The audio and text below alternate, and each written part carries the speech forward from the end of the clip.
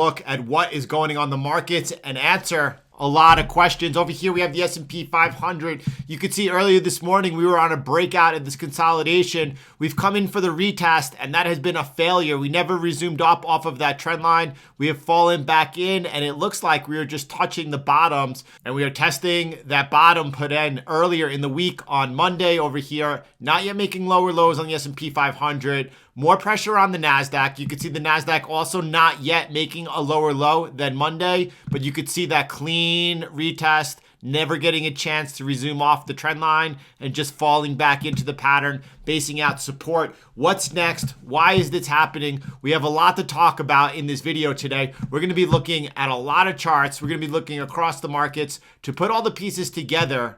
And the reason we've been focusing on the macro lately, because right now we are at a particular important time where it's important to understand the moving pieces. So as they continue to move, you understand what is happening as it is happening. Before we get into the charts, before we look at what happened here on the NASDAQ, on the Russell, look at the Russell over here. This is not looking good over here, right? You could see that again, the breakout and then came in for the retest, never resuming off. Yeah, it keeps you out of the trade.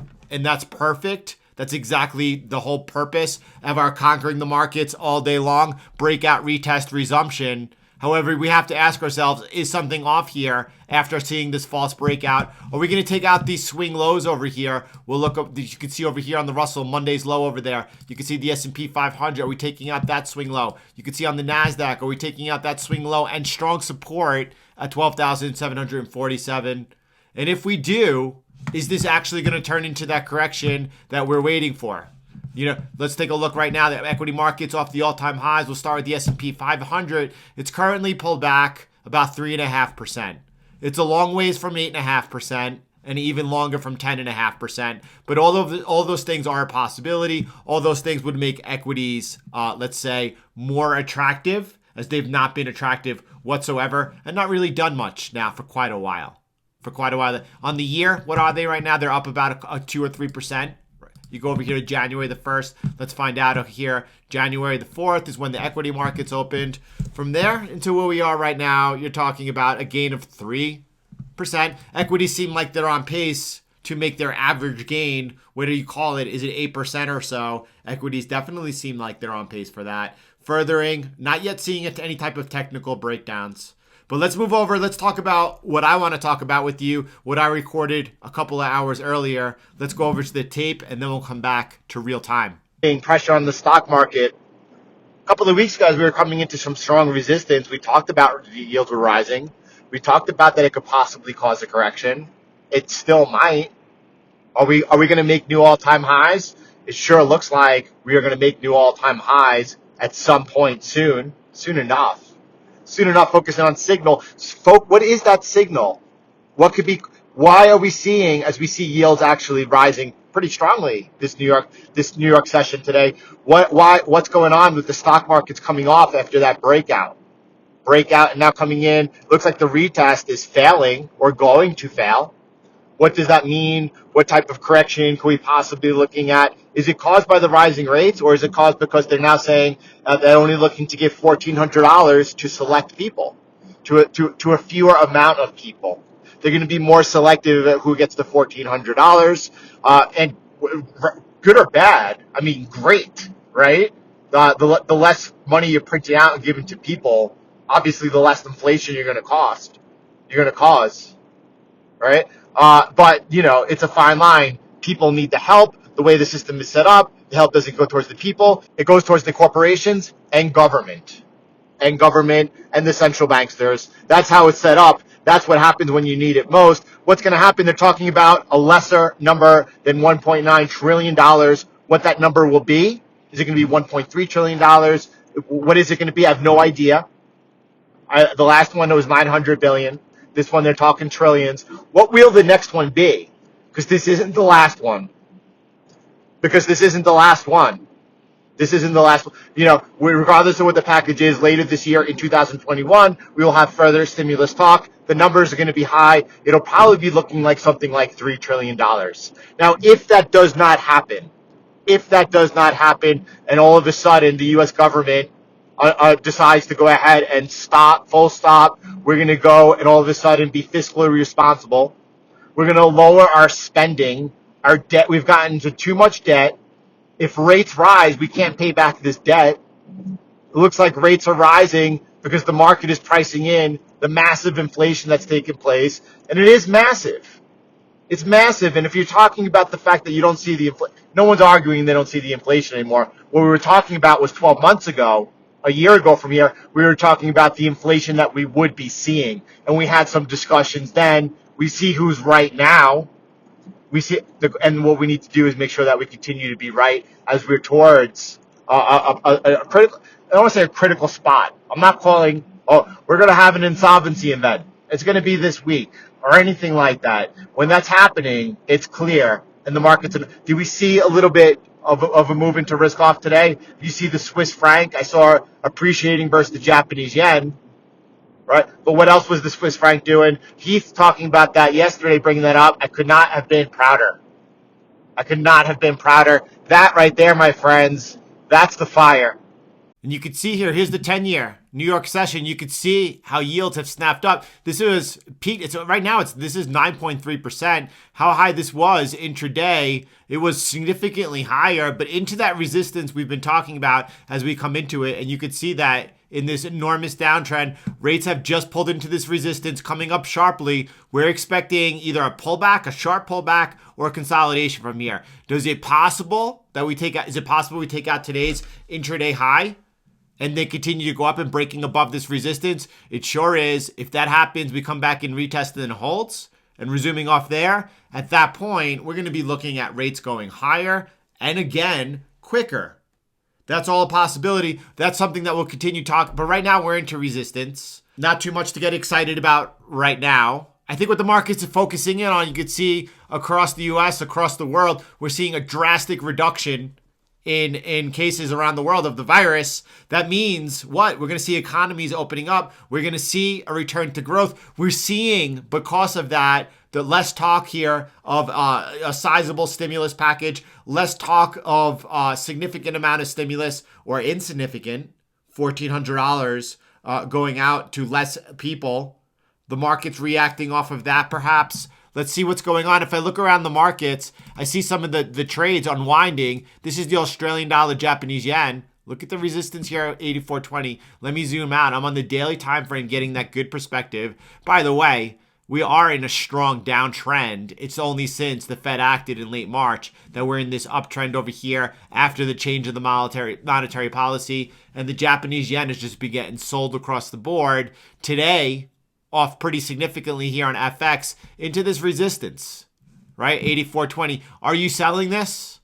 I mean, I don't, it's way too soon. That's the thing. That's the thing about smart trading, getting this sweet spot of the trend. You're never trying to pick the top and you're never trying to pick the bottom. You're always looking for that sweet spot trading around momentum.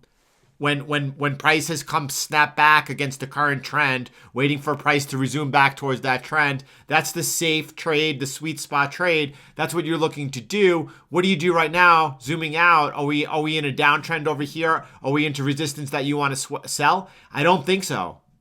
Yes, we're into resistance over here. Maybe we have a bit of correction over here. 81.40. Let's turn this over to support, this broken resistance that was just broken a week ago.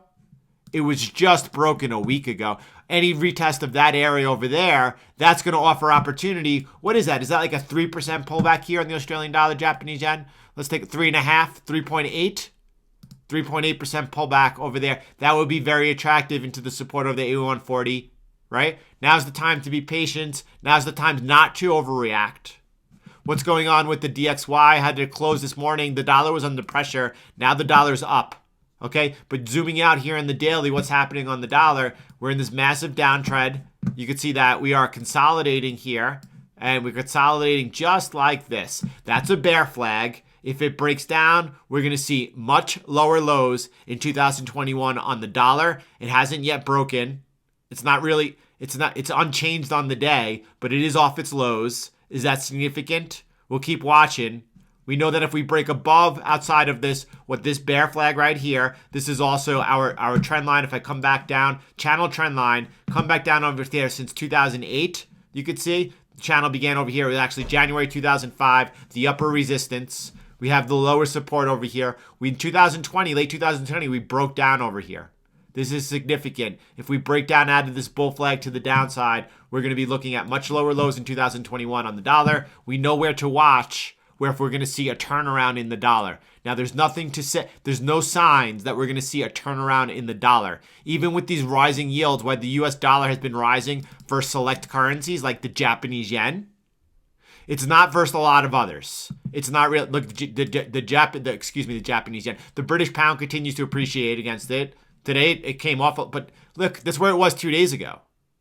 And it's at 12-month highs. There's a lot of strength over here. I'm looking at the strength of the Japanese yen today against the pound, off 0.6%, but it was higher yesterday. I'm not seeing yet any inclination that we're seeing something taking place in the markets that's going to call for a significant risk-off move.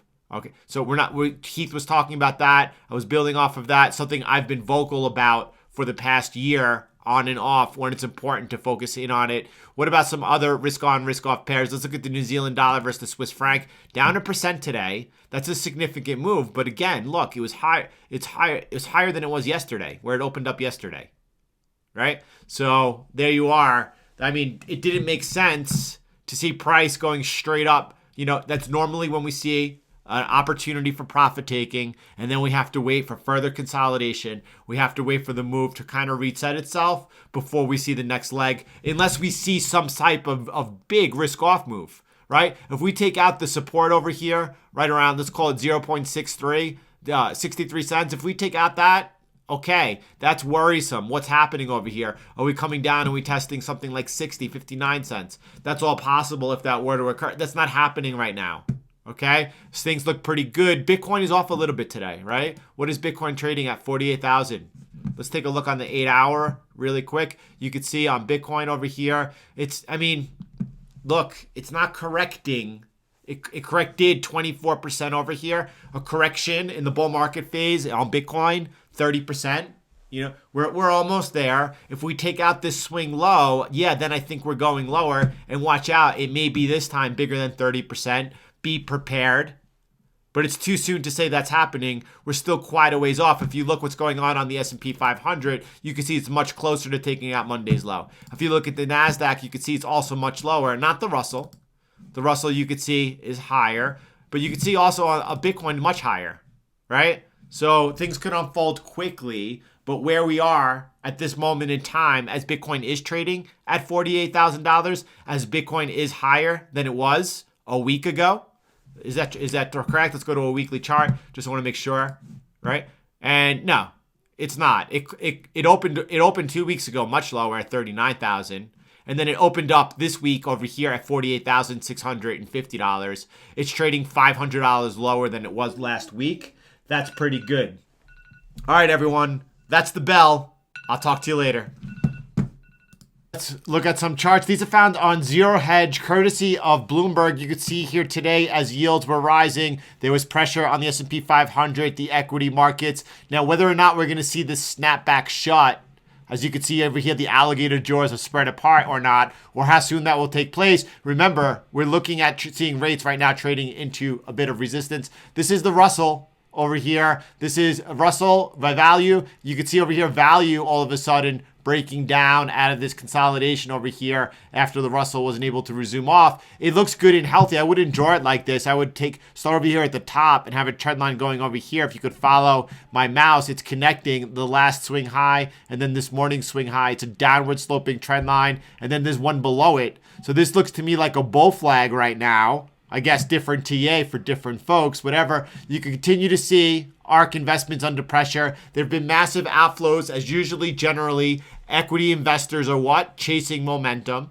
Here you can see that in play not only on ARK, also on Tesla. What's going to happen to Tesla as Bitcoin starts pumping, as we look at by when? By the end of June? And Bitcoin's trading over $100,000. Let's check in on Tesla price then, see how that's factoring in. Tech under pressure. Tech under pressure over here. 5 yield also into resistance. You can see it over there. It's very clear. All yields right now into some strong resistance. This is the inverse of the 10-year. We looked at the 10-year earlier as it rise sharply today. Let me go ahead and just jump in so you're up to speed on what exactly that is as I jump around over here. This is the chart we were looking at together. We were looking at on the daily time frame as we're into that heavy bit of resistance. Jump forward over now and look at gold inverse with the 10-year. As those yields are rising, the price of gold has been coming down. Let's jump back to look at gold. It's important that we look at this every day as right over here. If you like my chart work I have over here, let me go ahead and clean that up for you. This is an important chart of gold. You're seeing those yields coming to that strong area, an inflection point.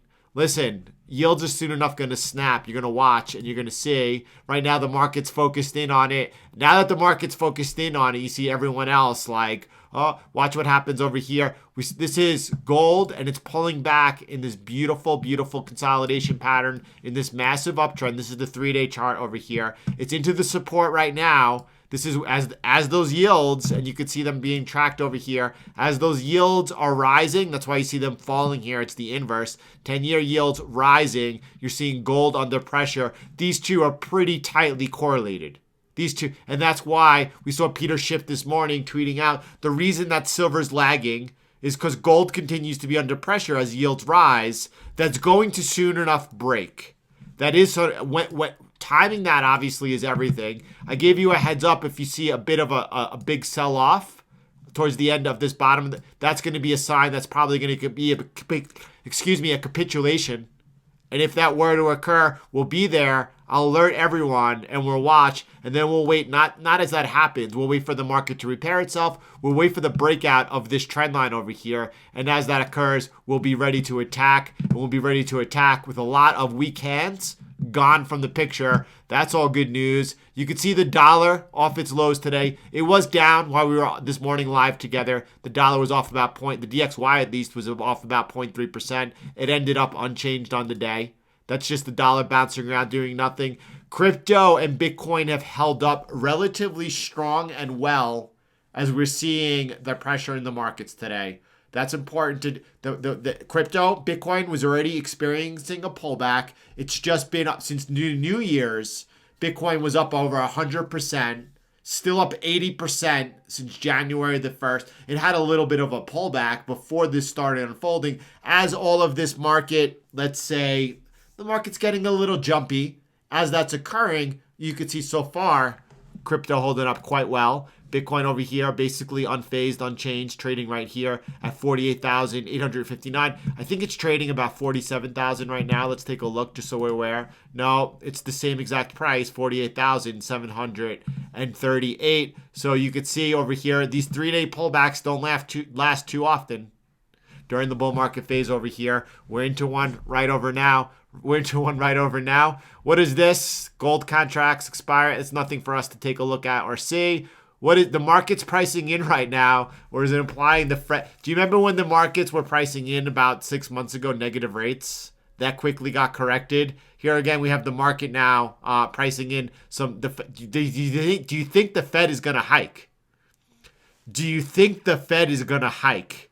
Do you think the Fed is anywhere close to talking about tightening monetary policy?